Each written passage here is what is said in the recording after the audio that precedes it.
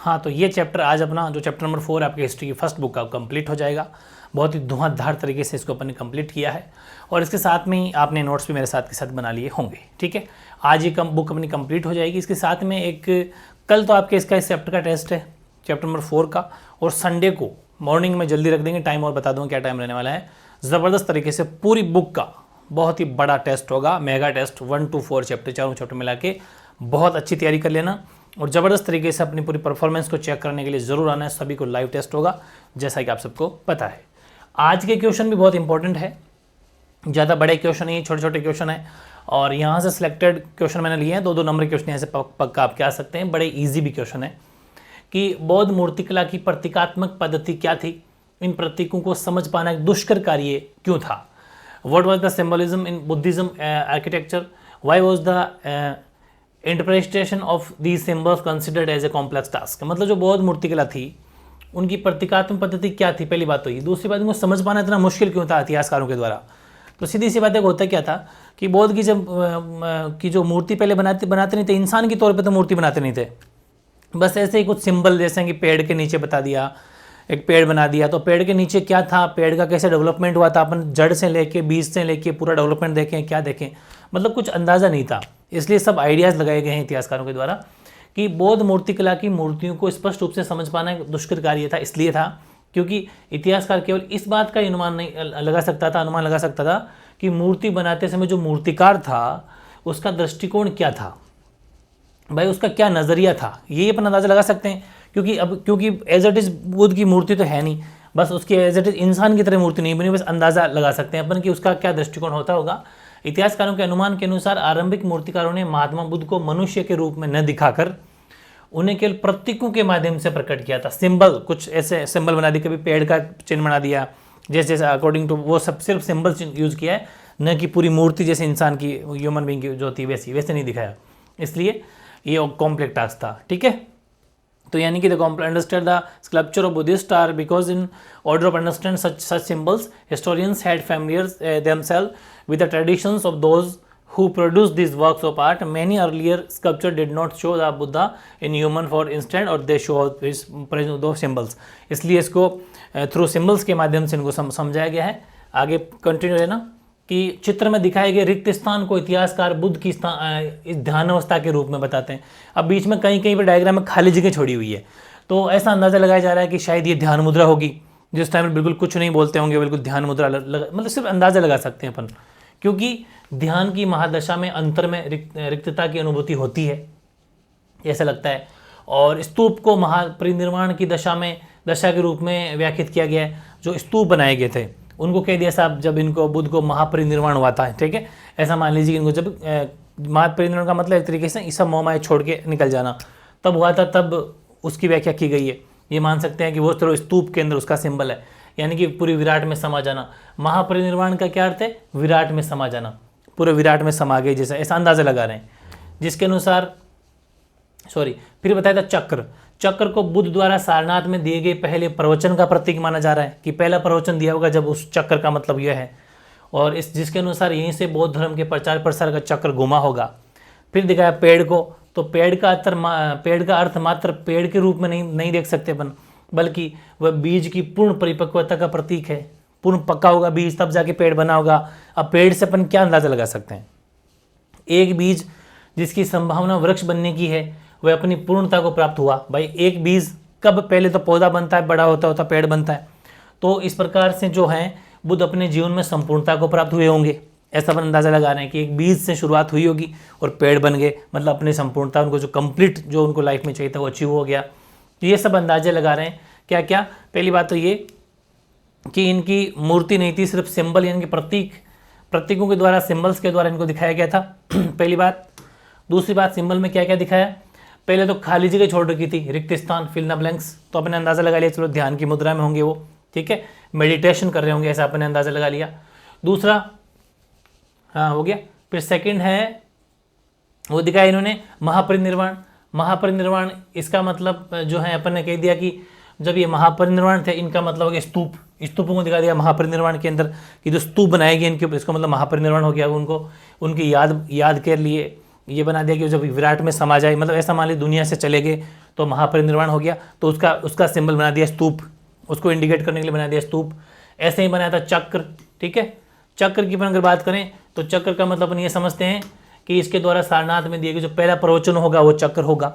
फिर था पेड़, ट्री, इसका मतलब ये समझ सकते हैं कि सबसे पहले बीज बना होगा, मतलब गौतम बुद्ध शुरुआत करी होगी, फिर कंप्लीट बीज बन गया, मतलब उनको पूरी ज्ञान की प्राप्ति हो गई। तो ये 3-4 इंडिकेट छोटे छोटे नंबर में 1 मार्क्स में क्वेश्चन में आ सकते हैं। कोई 4 सिंबल, तो रिक्त स्थान, चक्र, स्तूप, पेड़, हर तरह से तैयार रहना है ना, कोई भी क्वेश्चन आ जाए चाहे। तो मेडिटेशन हो गया अपना इंग्लिश के अंदर, सेकंड ये स्तूप हो गया, और थर्ड में अपने सिंबल वो व्हील है ना, व्हील चक्र जो एक तरीके से टायर जिसे बोलते हैं वो सब, और एक ट्री है ही। तो ये 4 थे, ठीक है। फिर अगला क्वेश्चन है, सांची में जो प्रतीक मिला है, सांची के प्रतीक लोक परंपराओं से जुड़े थे, संक्षिप्त में विवेचना करो। तो सांची की मूर्तियों से प्राप्त उत्कीर्ण में लोक परंपरा से जुड़े बहुत से प्रतीकों चित्रांकन है। मूर्तियों को आकर्षक और सुंदर दर्शाने हेतु विविध प्रतीक जैसे कि हाथी, घोड़ा, बंदर, देखा था ना अपन ने, ये सब डायग्राम उसके ऊपर बनाए हुए हैं, जानवरों को उत्कीर्ण किया है, मतलब बिल्कुल जीवंत रूप में दिखाया, जैसे कोई जीवित हो एकदम वैसा दिखाया है। हाथी को शक्ति तथा ज्ञान का प्रतीक बताया कहा गया है। अब यहाँ से छोटा क्वेश्चन आ सकता है कि हाथी को किसका प्रतीक बताया गया है, ज्ञान, हाथी को शक्ति तथा ज्ञान का प्रतीक बताया गया। Elephant were depicted to symbolise strength and freedom. इसी प्रकार एक स्त्री है जो है वो तोरण द्वार के किनारे एक पेड़ पकड़कर झूल रही है, देखा होगा आपने डायग्राम के अंदर, जैसा कि आप इस इमेज में देख सकते हो। ये देखो ये तोरण द्वार का हिस्सा, और ये एक जो महिला एक स्त्री है जो इसको पकड़ के झूल रही है, ठीक है। महिलाओं को वैसे ही झूलने का बड़ा शौक है, तो ये भी मूर्ति जो है दिखाई गई है। तो ये सब बातें हैं, ठीक है, जो अपने देखी। इसके बाद देखो फिर ये जो है ये शाल बंजिका की मूर्ति है। लोक परंपरा में शाल बंजिका को शुभ का प्रतीक माना जाता था। इसमें जो भी अपने मूर्ति देखे ना, इसको शुभ, शाल बंजिका की मूर्ति है, इसको लोक परंपरा में बहुत शुभ माना जाता था। और वाम दल और हाथियों के बीच में एक महिला को एक अन्य मूर्ति में दिखाया गया है, हाथी उस महिला के ऊपर जल छिड़क रहे हैं, देखा होगा ना। ये सब डायग्राम जैसे कि उसका अभिषेक कर रहे हों, हाथी अपने सूंड से जल छिड़क रहे हैं। तो ये ऐसी मूर्तियाँ जो है हमें ऐसा प्रतीत होता है कि सांची के ये प्रतीक जब मिला है, जो वहाँ की लोक परंपरा होती होगी, जो वहाँ के ट्रेडिशंस कुछ होते होंगे, ठीक है, जो कि आपको इस पिक के अंदर दिख जाएगा। हालांकि बहुत सारी पिक्स मैंने ली नहीं जानबूझ के, क्योंकि मैं उनको टेस्ट में देने वाला हूँ, इसलिए जितनी भी पिक्स है ना आपकी बुक में उनको अच्छे से देख लेना। लाइव टेस्ट में उनसे बहुत टॉप लेवल के क्वेश्चन बनाने वाला हूँ, क्योंकि एनसीईआरटी, सीबीएसई, इन आगे बोर्ड्स जो हाई लेवल के बोर्ड्स होते हैं शानदार तरीके से जो पेपर बनाते हैं, उनमें उनके बारे में पूछा गया है। लेकिन छोड़ूंगा मैं को भी नहीं, उनको भी अपन टेस्ट में लेने वाले हैं, इसलिए एक आधी बीच में ले रहा हूँ मैं। ये हाथी जैसे देखो ये जल छिड़क रहे हैं ऊपर से, ठीक है। तो ये सब पहले क्या हो सकता है कि ये सब उनके उस टाइम पर ऐसे सब प्रतीक होते होंगे, कुछ परंपराएं ऐसी होती होगी, ठीक है। इस महिला को जो भी अपन देखा ना, हाथी वाली महिला को बुद्ध की माँ माया देवी माना जाता है। बुद्ध की माँ क्या माना जाता है? माया देवी। और कुछ इतिहासकारों के अनुसार ये महिला सौभाग्य की देवी गजलक्ष्मी है। गजलक्ष्मी मतलब क्योंकि हाथी, गज मतलब हाथी, तो गजलक्ष्मी हो गई जो हाथियों के द्वारा जिनकी सेवा की जाती है, ऐसा मान लो, ठीक है, उनकी लक्ष्मी है। इतिहासकारों का इस संबंध में अपना दृष्टिकोण, अलग अलग दृष्टिकोण होता है। वहीं पर सर्पों को भी दिखाया गया है। सर्पों का उत्कीर्ण भी कई स्तंभों पर किया गया है। सर्प सर्प ऐसे मतलब बड़े बड़े सर्प सब दिखाए गए हैं, ठीक है। सर्प का उत्कीर्ण भी कई स्तंभों पर पाया जाता है। इस प्रतीकों को भी लोक परंपरा से जुड़ा हुआ माना जाता है। प्रारंभिक इतिहासकार जेम्स फर्गुसन के अनुसार सांची में वृक्षों यानी पेड़ पौधों ट्रीज को और सर्पों की पूजा की जाती थी। वे बौद्ध साहित्य से अनभिज्ञ थे। उन्होंने उत्कीर्ण मूर्तियों का अध्ययन करके अपना ये निष्कर्ष निकाला था। ये सब अंदाजा लगाया गया है। तो ये सब समझ में आ गया आपके। पॉपुलर गॉडेस गजलक्ष्मी जो मैंने पढ़ा अपनी वो हो गया। और मेनली सर्प की भी, यानी the goddess of good fortune who is associate with elephants, और it is also possible that divorce of सादा sculptures identify the figure with both Maya and Gajalakshmi, ठीक है। Consider to the serpent, serpent का मतलब हो जाएगा आपके सर्प, ठीक है। सरपेंट विच इज फाउंडेड और सर्वल पिलर्स, बहुत सारे पिलर्स के ऊपर, खम्भों के ऊपर उनको भी दिखाया गया। तो बहुत सारे एग्जाम्पल अच्छे अच्छे। This motive seems to derived from popular traditions which were not always recorded in text. Interestingly, one of the earliest modern and historians, अलग अलग जेम्स फर्ग्यूसन जो है, उन्होंने consider Sanchi to be centre of tree and serpent. वो कहते हैं कि tree और सरपेंट की जो वहाँ पर वर्शिप यानी कि पूजा पाठ किए जाते थे, अर्चना की जाती थी। और ये सब जितने भी, he was not familiar with Buddhist literature, most of which had not yet been translated and, मतलब बहुत सारे ये जितने भी हैं, जितने भी इतिहासकार हैं, ये प्रॉपर तरीके से ट्रांसलेट भी नहीं कर पाए, लेकिन अंदाजा लगा के ऐसा कुछ लिख पा रहे हैं अपने लिटरेचर के अंदर कि ऐसा ऐसा हुआ होगा, ठीक है। तो ये बात है। फिर अतीत से प्राप्त चित्रों जो हमें पहले से मिला है, what were the characteristics of the paintings, Ajanta painting जो महाराष्ट्र के अंदर है, दे वर डिराइव फ्रॉम द पास्ट, यानी कि जो अतीत से प्राप्त अजंता कलाकृतियाँ की क्या विशेषताएं हैं। अजंता महाराष्ट्र के अंदर है। आपको पता है भित्ति चित्र, दीवारों की पेंटिंग, वॉल पेंटिंग के लिए नंबर 1 जानी जाती है। कॉम्पिटेटिव एग्जाम में बहुत बार क्वेश्चन आता है, कहाँ के भित्ति चित्र प्रसिद्ध हैं? अजंता महाराष्ट्र, ठीक है, ध्यान रखना। अजंता महाराष्ट्र की गुफाओं में बने भित्ति चित्र संपूर्ण विश्व के आकर्षण का केंद्र है। वहाँ की चित्रकारी भी मूर्तिकला की भांति संप्रेषण का एक माध्यम है। संप्रेषण का मतलब ऐसे जान पहचान के लिए, वहाँ उस टाइम के उसके हमें जानकारी इन्फॉर्मेशन देने के लिए अजंता के चित्रों में कलाकारों ने अपनी भावनाओं को बहुत ही सुंदर ढंग से गुफाओं की दीवारों पर भित्ति चित्रों के रूप में उकेरा है। उकेरा मतलब बनाया है, वहाँ पर डिज़ाइन बनाई है, डायग्राम बनाए हैं, सब वो सब, ठीक है, उकेरना बोलते हैं उसको, जो अब भी अच्छी दशा में, अभी भी अच्छी दशा में है। और जो जातक कथाएँ होती हैं इनकी, मतलब इज लाइक स्टोरियाँ, कविताएँ, तो जातक की कथाओं का चित्रण बहुत ही सुंदर ढंग से अजंता के चित्रों में किया गया है।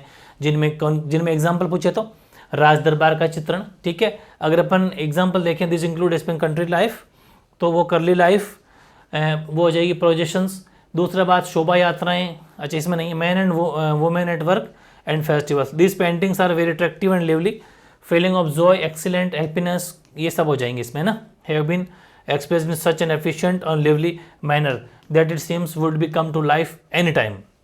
The artist used to technique of standing give a 3-dimensional quality of painting extremely naturalized. इन्होंने त्रिविम रूप से, लेकिन पहले अपन एग्जाम्पल देखना चाहेंगे, इसमें भी एग्जाम्पल है कि नहीं है, ओपन देख लेना। इसके अंदर एग्जाम्पल है, राज दरबार का चित्रण किया गया है, शोभा यात्राएं की गई हैं। तो अपन अगर इसमें देखें तो हाँ, यहाँ से मोरल्स ऑफ अजंता केव जो कि महाराष्ट्र के अंदर है, are a centre of attraction around the world. Painting is also medium of communication just like sculpture.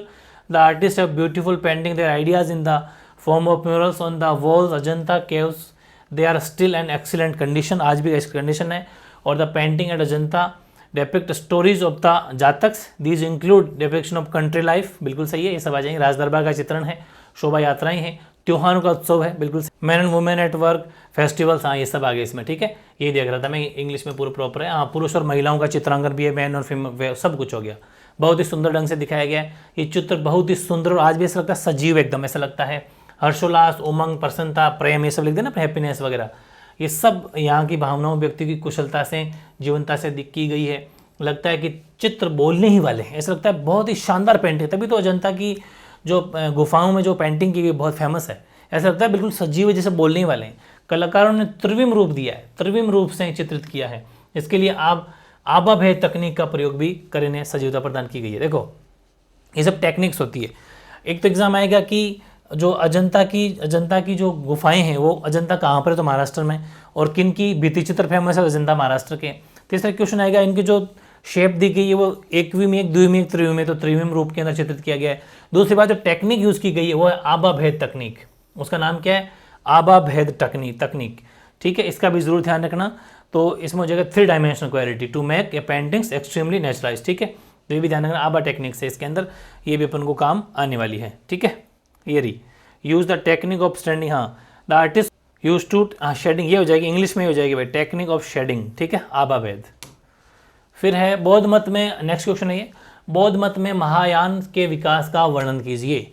तो ईसा की प्रथम शताब्दी के पश्चात ये विश्वास किया जाने लगा कि बौद्ध लोगों को मुक्ति दिलवा सकते हैं, ऐसा लगा कि बौद्ध जो लोगों को मुक्ति दिला सकते हैं। साथ साथ बोधिसत्व की अवधारणा भी विकसित होने लगी। बोधिसत्वों को परम दयालु जीव माना गया जो अपने सत्कार्यों से पुण्य कमाते थे, परंतु वे इस पुण्य का प्रयोग दूसरों का कल्याण करने में करते थे। इस प्रकार बौद्ध मत में बुद्ध और बोधिसत्वों की मूर्तियों की पूजा इस परंपरा का एक महत्वपूर्ण अंग बन गई, और इस नई परंपरा को ही महायान कहा गया। तो ध्यान रखना भाई, महायान किसे कहते थे, सिंपल कोई 2 नंबर में अगर क्वेश्चन आ जाए तो ये आपका आंसर हो जाएगा।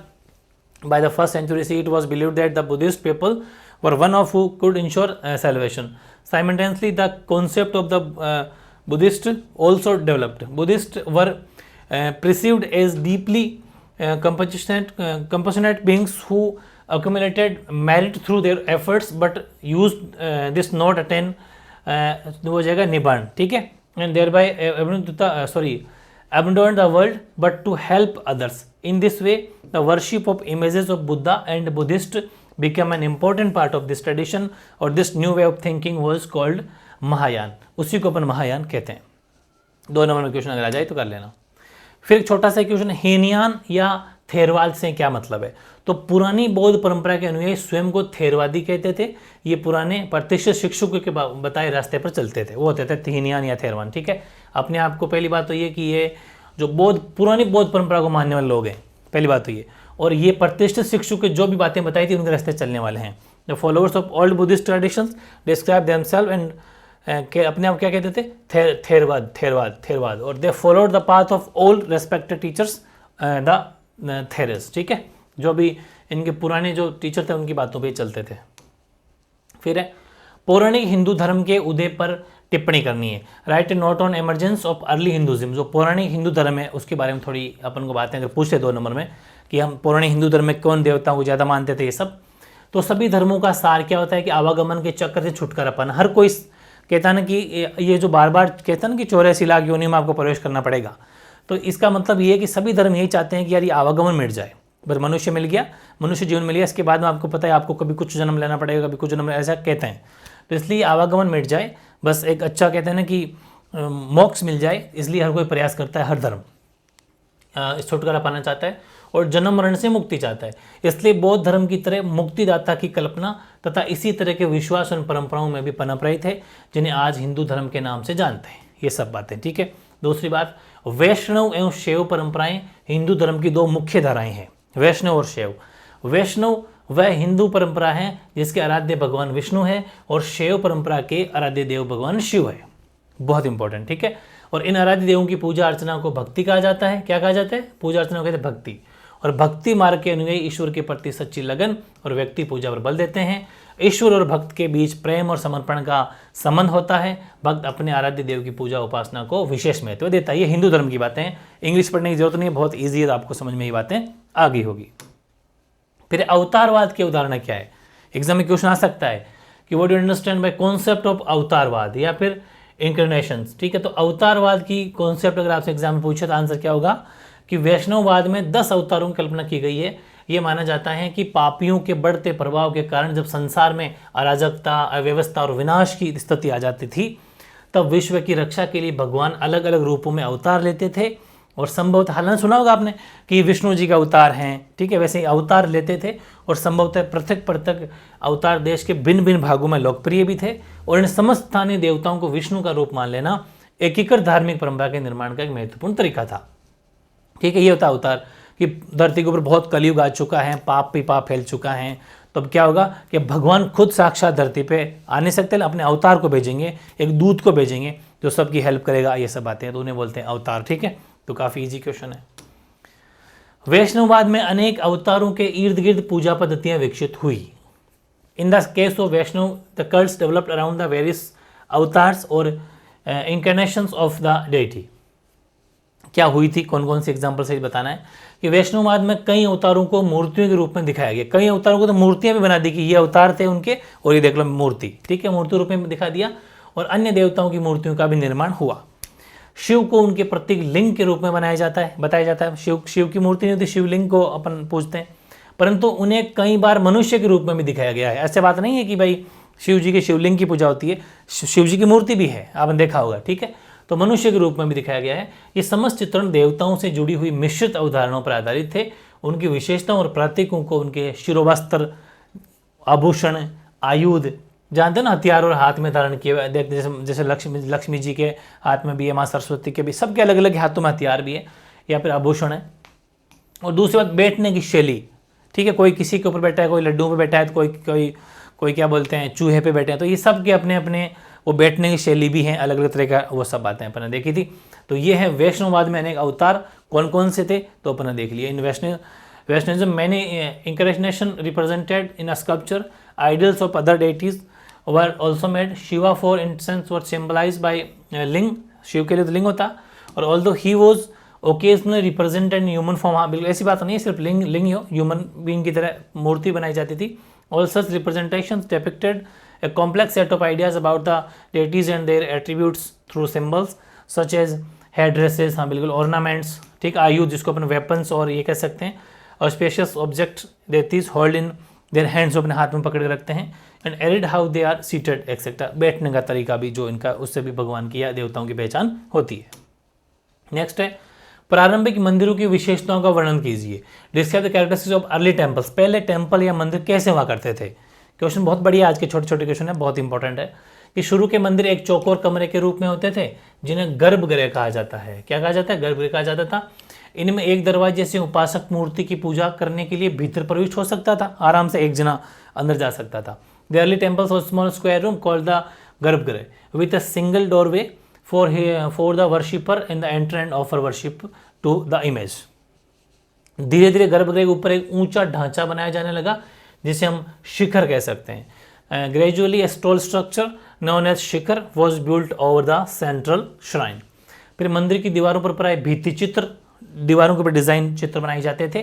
ठीक है, ये भी हो गया। Temples walls were often decorated with sculpture, और बाद में मंदिरों में विशाल सभा स्थल, ऊंची दीवारें, तोरण, इनका भी निर्माण किया जाने लगा।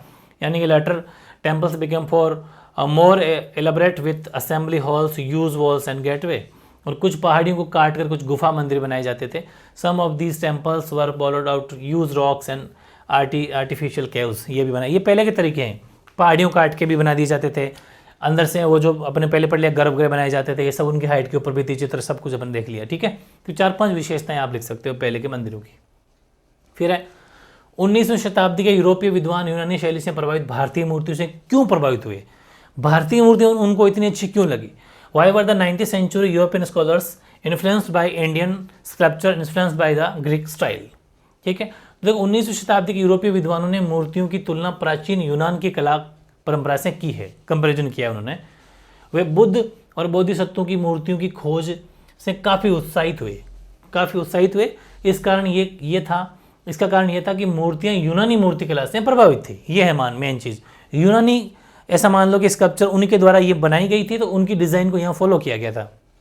ये मूर्तियाँ यूनानी मूर्तियों से काफ़ी मिलती जुलती थी। चूँकि ये विद्वान यूनानी परंपरा से परिचित थे, इसलिए उन्होंने इन्हें भारतीय मूर्तिकला का सर्वश्रेष्ठ नमूना माना कि जो भारतीय मूर्तिकला है ये बिल्कुल, क्योंकि जो चीज़ जानते हैं ना अपन, तो अपन कहते हैं यार ये तो उस जैसी है, मतलब अपन कंपैरिजन कर पाते हैं उसका।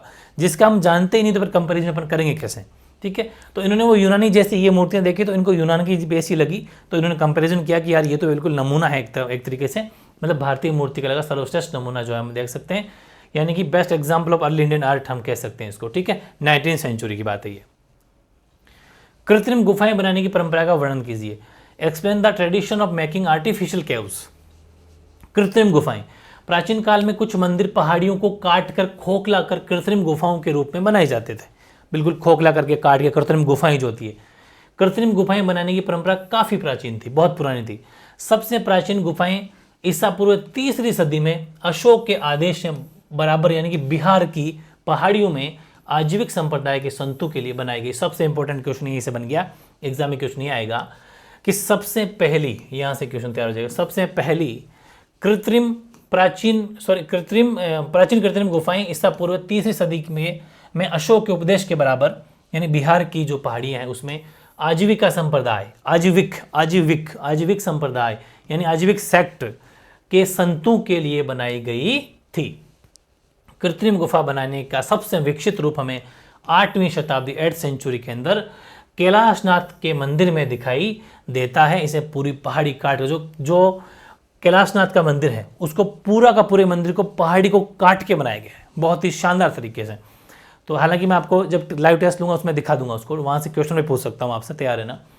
इसे पूरी पहाड़ी को काट कर बनाया गया जो 8वीं शताब्दी के अंदर बना था, सबसे विकसित। ये एग्जाम्पल लिख सकते हो आप। ठीक है, यानी one of the unique feature of early temples was that some of these were hollowed out of used rocks as artificial caves. The tradition of building artificial caves was an old one, बहुत प्राचीन है। Some of the earliest these were constructed बराबर, यानी कि Bihar hills in the 3rd century BC on the orders of Ashok for renouncers who belongs to the Ajivik sect, Ajivik संप्रदाय. This tradition evolved through various stresses and culminated much later in the 8th century in the carving out of an entire temple, that of Kailash Nath, जिसका नाम a name of Shiva, जो कि शिव भगवान के नाम पे नाम रखा गया है। उस पूरे मंदिर को पूरी पहाड़ी, यानी कि पूरी की पूरी जो है जो मंदिर बनाया गया था उस पूरी पहाड़ी को काट के बनाया गया था 8वीं शताब्दी के अंदर, 8वीं सेंचुरी। फिर है अतीत की समृद्ध ये लास्ट बड़ा क्वेश्चन है भाई, लास्ट में जो बना था क्वेश्चन वो है कि अतीत की समृद्ध दृश्य परंपराओं को समझने के लिए यूरोपीय विद्वानों द्वारा किए गए प्रयासों की विवेचना कीजिए। बड़ा क्वेश्चन है ये।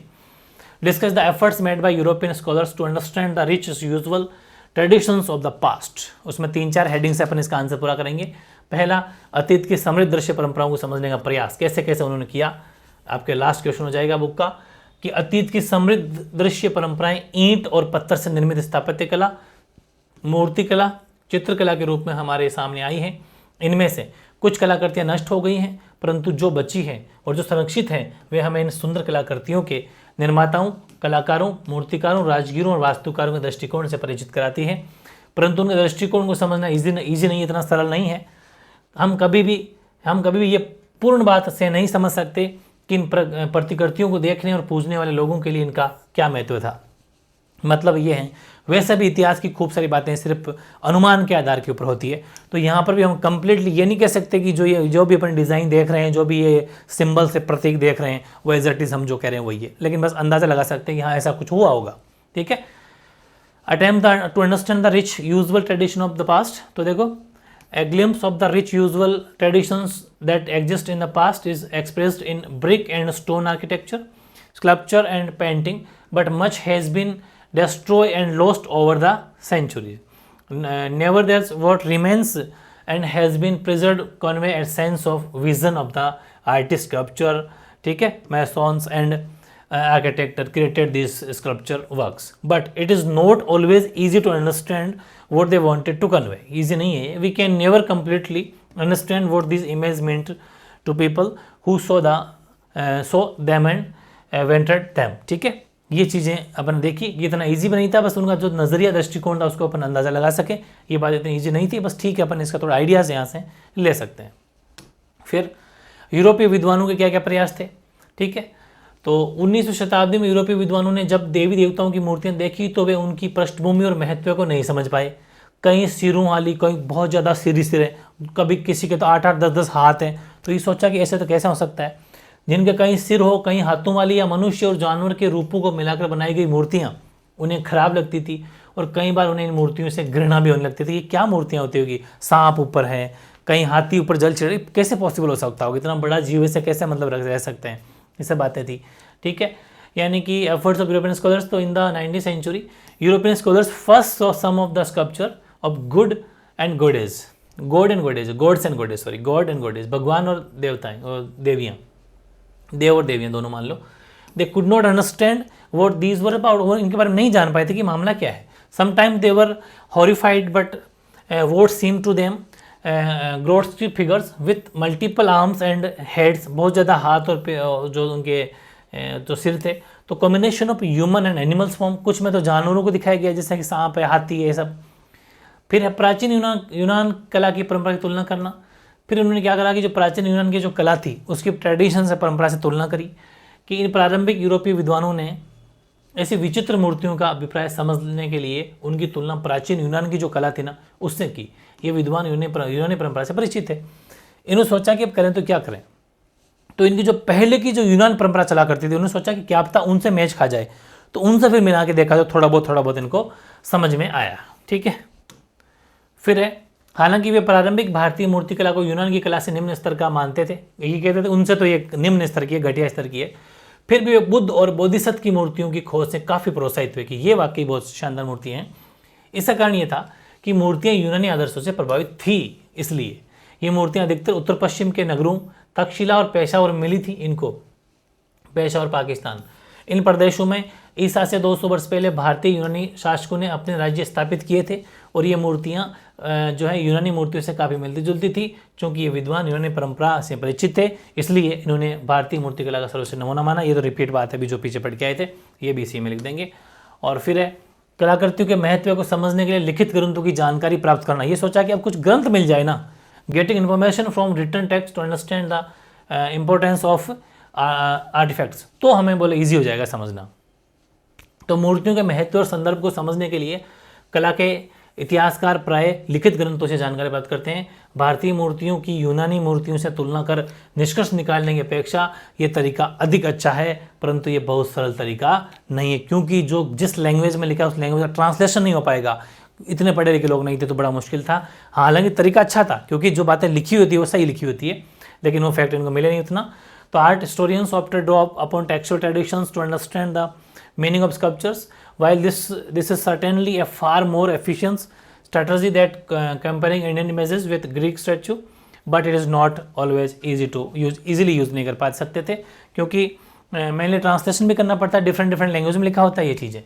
फिर कला इतिहासकारों व पुराणों में ये इस कथा को पहचानने के लिए काफ़ी खोजबीन की, परंतु उसमें काफ़ी मतभेद थे। कुछ इतिहासकारों के अनुसार इस कथा में गंगा नदी के स्वर्ग से अवतरण का चित्रण है। उनका कहना है कि चट्टान की सतह के बीच प्राकृतिक दरार आज शायद नदी को दर्शा रही है। ये अंदाजे हैं सब, जो प्राकृतिक कोई दरार दिखा दी होती है, कह दिया साहब ये रिवर हो सकती है, नदी हो सकती है। यह कथा महाकाव्यों और पुराणों में वर्णित है, परंतु अन्य विद्वानों की मान्यता है कि यहाँ पर दिव्यास्त्र प्राप्त करने के लिए महाभारत में वर्णित अर्जुन की तपस्या का चित्रण है। उनका कहना है कि मूर्तियों के बीच एक साधु की मूर्ति के अंदर में रखी गई है, तो ऐसा लग रहा है कि ये सब बातें हैं जो हमने देखी कि वो हो सकता है कि वो अर्जुन हो, जो घोर तपस्या में लीन हो। ये सब बातें हैं। तो ये चैप्टर था बहुत ही थ्योरेटिकल। आज की ये वाली क्लास थोड़ी सी ऐसी हो सकती है कि ज़्यादा मतलब इंटरेस्टिंग नहीं हो, लेकिन हाँ कुछ क्वेश्चन सीधे आ सकते हैं, क्योंकि बहुत बेहद आसान लैंग्वेज, इसमें समझने वाली कोई बड़ी बात है नहीं। बस परफेक्टली आप नोट्स भी उतार लोगे ना इनके, तो यहाँ से सीधा क्वेश्चन आपको याद हो जाएगा। वैसे भी कि सांची की स्तूप से हमें क्या इन्फॉर्मेशन मिली है, वहाँ की क्या क्या ट्रेडिशंस थी, क्या क्या वो सब पूजा पाठ के बारे में बातें हैं, वो सब अपने देख लिया। तो ये चैप्टर बहुत शानदार था, अपने कंप्लीट कर लिया। इस तरीके से अपनी जो पूरी बुक है आज कंप्लीट हो गई। अब आपको लाइव टेस्ट की तैयारी करनी है। पहले तो इस चैप्टर का जो कल होगा, फिर संडे को पूरी बुक का एक साथ, ठीक है। लेकिन वो जो पूरी बुक का एक साथ होगा वो अपने MV क्लासेस वाले चैनल के ऊपर होगा। बाकी हर चैप्टर का तो इस पर हो ही रहा है, ठीक है। तो ये था चैप्टर 4 आज अपना कंप्लीट। ओके।